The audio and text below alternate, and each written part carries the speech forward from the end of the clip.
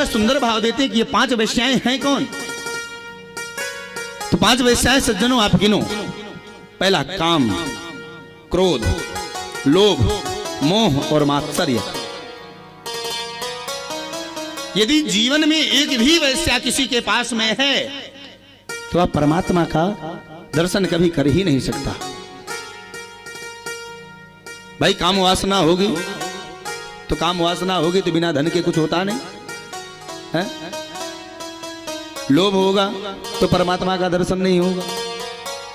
क्रोध होगा तो भगवान दूर होंगे। काम, क्रोध, लोभ, मोह, और जब तक महाराज मोह नहीं होगा तो काम वासना सताएगी नहीं है। और मात्सर्य, मात्सर्य कहते हैं ईर्षा को। एक कक्षा 10 में शायद यहां भी हो, यूपी की पुस्तक में हिंदी की कक्षा में हिंदी की किताब है तो उसमें एक अध्याय है, ईर्षा तू न गई मेरे मन से।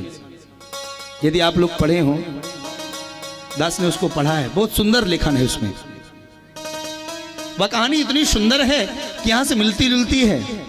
यदि आपके मन में क्षणिक मात्र भी, किंचित मात्र भी ईर्षा है तो आप उस परमात्मा का दर्शन कर ही नहीं सकते। बोलो राधे राधे। तो आज 5 वेश्याएं काम, क्रोध, लोभ, मोह और मात्सर्य लेकर के आज धुंधकारी डूब गए। तो सज्जनों इनसे दूर रहो। लेकर के पलायन हो गई।